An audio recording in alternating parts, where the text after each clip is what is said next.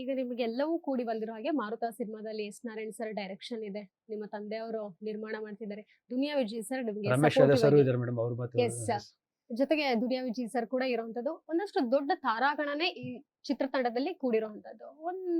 ಎಲ್ಲೋ ಒಂದ್ ಕಡೆ ಭರವಸೆ ಮೂಡಿಸುತ್ತೆ ಅಲ್ವಾ? ಯಾಕಂದ್ರೆ ಇವಾಗ ದುನಿಯಾ ವಿಜಯ್ ಸರ್ ಒಂದ್ ಕಥೆನ ಸುಮ್ನೆ ಒಪ್ಕೊಳ್ಳೋದಿಲ್ಲ.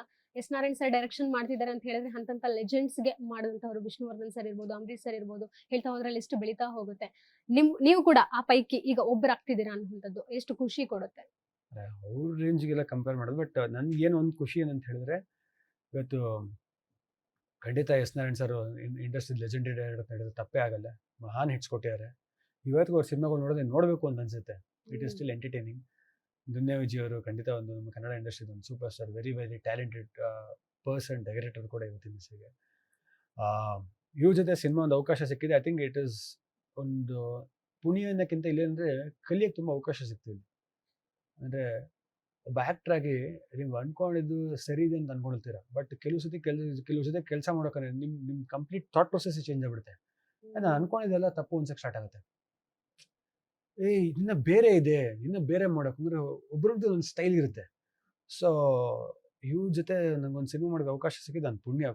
ಯಾಕಂದರೆ ಆಬ್ವಿಯಸ್ಲಿ ಎಸ್ ನಾರಾಯಣ್ ಸರ್ ಅಂದಾಗ ಅವ್ರದ್ದೇ ಆದ ಆಡಿಯನ್ಸ್ ಇರ್ತಾರೆ, ದುನಿಯಾ ವಿಜಯ್ ಅವ್ರು ಅಂದಾಗ ಅವ್ರದ್ದೇ ಆದ ಆಡಿಯನ್ಸ್ ಇರ್ತಾರೆ. ಸೊ ಈ ಎರಡು ಆಡಿಯನ್ಸ್ ಸಿನಿಮಾ ನೋಡೋಕೆ ಬಂದಾಗ ನನ್ನನ್ನು ನೋಡಿದಾಗ ನನಗೊಂದು ಎಕ್ಸ್ಟ್ರಾ ಆಡಿಯನ್ಸ್ ಸಿಗುತ್ತಲ್ಲ.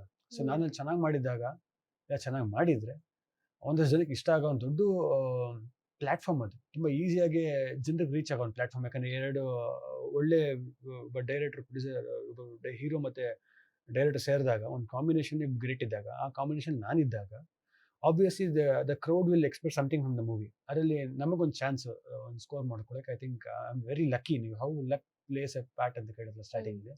So luck plays a very important ಅಂತ ಅನ್ಸುತ್ತೆ. ಆಮೇಲೆ ಈ ಸಿನಿಮಾ ನಾರಾಯಣ್ ಸರ್ ಬಗ್ಗೆ ಹೇಳ್ಬೇಕಂತ ಹೇಳಿದ್ರೆ ಅವ್ರು ಏನು ಹೇಳಿದ್ರು ಅದನ್ನು ಕಂಪ್ಲೀಟಾಗಿ ಸರೆಂಡರ್ ಆಗ್ಬಿಟ್ಟಿನಿ. ಯಾಕಂದರೆ ನಾರಾಯಣ್ ಸರ್ದು ಒಂದು ಪ್ಯಾಟರ್ನ್ ಇರುತ್ತೆ, ಹಿಂಗೆ ಬೇಕು ಅಂತ ಇರುತ್ತೆ. ಸೊ ನಾವೇ ಏನು ಮಾಡಿದ್ರು ಅದು ಅವ್ರು ಒಪ್ಪಲ್ಲ. ಯಾಕಂದರೆ ಅವ್ರ ತಲೆ ಒಂದು ವಿಷನ್ ಇರುತ್ತೆ, ಆ್ಯಕ್ಟ್ರ್ ಹಿಂಗೆ ಪರ್ಫಾರ್ಮ್ ಮಾಡೋಕ್ಕೆ, ಈ ಕ್ಯಾರೆಕ್ಟರ್ ಹಿಂಗೆ ಇರುತ್ತೆ ಅಂತ. So just surrender to Narayan sir. Sir ನೀವೇನು ಹೇಳ್ತಾರೋ ಫಾಲೋ ಮಾಡ್ತೀನಿ ಅಂತ ಫಾಲೋ ಮಾಡ್ಕೊಂಡು ಅಷ್ಟೇ. ಇನ್ನು ದುನಿಯಾ ವಿಜಯ್ ಅವರು ಇರಬಹುದು, ಅವರಿಂದ ಇದೊಂದು ಕದಿತೀನಿ ನಾನು ಅನ್ನೋದಿದ್ರೆ ಏನ್ ಕದಿಬಹುದು?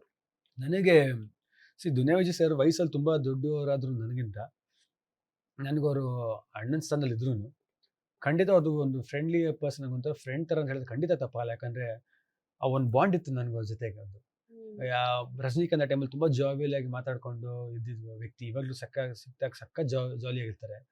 ನನಗೆ ಅಂದರೆ ಮುಂಚೆ ನೋಡಿದ ವ್ಯಕ್ತಿಗಿಂತ ಇವತ್ತು ಆ್ಯಕ್ಟ್ರ್ ಆದಾಗ ನನಗೆ ಅನಿಸುತ್ತೆ. ಯಾಕಂದರೆ ಇವತ್ತಿನ ದಿವಸಕ್ಕೆ ಒಂದು ಸಿನಿಮಾ ಮಾಡೋದು ಎಷ್ಟು ಕಷ್ಟ ಇದೆ ಅಂತ ಗೊತ್ತಾಗುತ್ತೆ. ಯಾಕಂದರೆ ಟೀಮ್ ಮುಖ್ಯ, ಜನ ಮುಖ್ಯ, ಎಲ್ಲ ಮುಖ್ಯ. ನನಗೆ ವಿಜಯ್ ಸರ್ ಜೊತೆ ಕೆಲಸ ಮಾಡೋಕ್ಕಂದರೆ ಫಸ್ಟ್ ನನಗೆ ತುಂಬ ಇಷ್ಟ ಆಗಿದೆ ಏನು ಅಂತ ಹೇಳಿದ್ರೆ, ಅವರು ಸ್ಪಾಟಿಗೆ ಬಂದಾಗ ಅಂದರೆ ಈಸ್ ಸೂಪರ್ ಸ್ಟಾರ್. ಅವರ ಡೈರೆಕ್ಟರ್ ಕೂಡ ಆಗ್ಬಿಟ್ಟಿದ್ದಾರೆ ಇವತ್ತಿಗೆ. ನಾರಾಯಣ್ ಸರ್ ಹಿಂಗೆ ಬೇಕು ಅಂದಾಗ ನಾರಾಯಣ್ ಸರ್ ಏನು ಹೇಳಿದ್ರು ಅದನ್ನು ಫಾಲೋ ಮಾಡ್ಕೊಂಡು ಹೋಗ್ತಾರೆ. ನನಗೆ I was very surprised with that.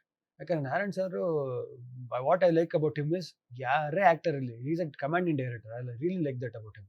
ನನಗೆ ಹಿಂಗೆ ಬೇಕು ಹಿಂಗೆ ಅಂತ ಹೇಳ್ತಾರೆ. ವಿಜಯ್ ಸರ್ ಇವ್ರಿಗೆ ಹೌದಾ ಸರ್, ಹಿಂಗ ಸರ್, ಓಕೆ ಸರ್, ಹಿಂಗ ಸರ್ ಅಂತ ಕೇಳ್ತಾರೆ. ಸೊ ಅವ್ರು ದೊಡ್ಡತನ ಅದು, will listen. So I was very surprise with that. ಆಮೇಲೆ ಅದ್ರ ಜೊತೆಗೆ ಅವರು ಸ್ಪಾಟಲ್ಲಿ ಡೈಲಾಗ್ಸ್ನ ನಡ್ಕೊಂಡು ಬ್ಲಾಕ್ ಮಾಡ್ಕೊಂಡು ಪ್ರಾಕ್ಟೀಸ್ ಮಾಡ್ತಾರೆ. ನಾವೇನು ಮಾಡ್ತಾ ಇದ್ದೀವಿ ಇಷ್ಟು ದಿವಸ ಸೆಟ್ಟಲ್ಲಿ ಏನು ಮಾಡ್ತೇನೆ ನನಗೆ ತುಂಬ ಕಂಫರ್ಟಬಲ್ ಸೆಟ್ಟಿಲ್ಲ. ನಾನು ದಿಲ್ದಾರ್ ಅಂತ ಒಂದು ಸಿನಿಮಾ ಮಾಡ್ತೀನಿ. ಅದರಲ್ಲಿ ಅಲ್ಲಿ ಸಿನಿಮಾ ನಾನು ಆರಾಮಾಗಿ ಒಂಥರ ರಾಜ್ ಅಂತಾರೆ ಹೇಳ್ತೀನಿ ಸೆಟ್ಟಲ್ಲಿ. ನಾನು ಎಲ್ಲಿ ಬೇಕೋ ಪ್ರಾಕ್ಟೀಸ್ ಮಾಡ್ತೀನಿ. ಇವಾಗ ಬೇರೆಯವ್ರು ಇದ್ದಾಗ, ನಾರಾಯಣ್ ಇದ್ದಾಗ ಅವ್ರ ಮುಂದೆ ಮಾಡೋಕೆ ಒಂದು ಭಯ ಇರುತ್ತೆ, ಮುಜುಗರ ಇರುತ್ತೆ, ಹೆಂಗಪ್ಪ ಹೇಳೋದು ಅಂತ.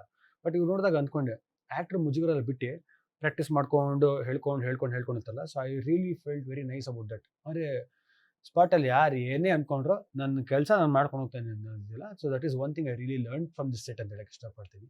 ಆ ಜೊತೆಗೆ ಅವರಲ್ಲಿ ಇಷ್ಟ ಆಗೋದೇನು ಅಂತ ಹೇಳಿದ್ರೆ, ಒಂದು ಟೈಮಲ್ಲಿ ಶಿವಣ್ಣ ಸರ್ ಮೂವಿಲಿ ವಿಲನ್ ಆಗಿದ್ದಾರೆ. ಒಂದು ಟೈಮಲ್ಲಿ ಇವತ್ತಿಗೆ ಹೀರೋ ಆಗಿದ್ದಾರೆ ಅಂತ ಹೇಳಿದ್ರೆ that attitude of being A fighter, like ಬರ್ದು ದಿನ ಆಗಲಿ ಓಕೆ ಇದಾಯ್ತಾ ಇವಾಗ ಸಲಾಗ ಮುಂಚೆನೇ ವಿಜಯ್ ಸರ್ದು ಬ್ಯಾಕ್ ಟು ಬ್ಯಾಕ್ ಒಂದು 2-3 ಫಿಲ್ಮ್ ವರ್ಕ್ ಆಗಿಲ್ಲ ಅಂದ್ರೂ ವಿಜಯ್ ಸರ್ ಹೇಳಿದ್ರು, ಇಲ್ಲ ಮಗ ಡಿಸೈಡ್ ಅದೇ ಮಾಡ್ತೀನಿ ಅಂತ. ಅವ್ರ ದಿನ ನಾಪ್ಕಿದೆ ವೆನ್ ಈ ಅನೌನ್ಸ್ ಸಲಾಗ as one of the few persons. ನಾನು ಸಂಜೆ ಫೋನ್ ಮಾಡಿ ನಾನು ಜಿಮ್ಮಿಂದ ಫೋನ್ ಮಾತಾಡಿದೆ, spoke to him. He said ಮಾಡ್ತಾ ಇದ್ದೀನಿ, ಟೈಮ್ ಟು ಬಿ ಇಂಟೆಲೆಕ್ಚುಯಲ್ ಅಂತ ಹೇಳಿದ್ರು. ಇನ್ನೂ ನಾಲ್ಕು ಅಷ್ಟೇ ರಿಮೆಂಬರ್ ದಟ್ ವರ್ಡ್ಸ್.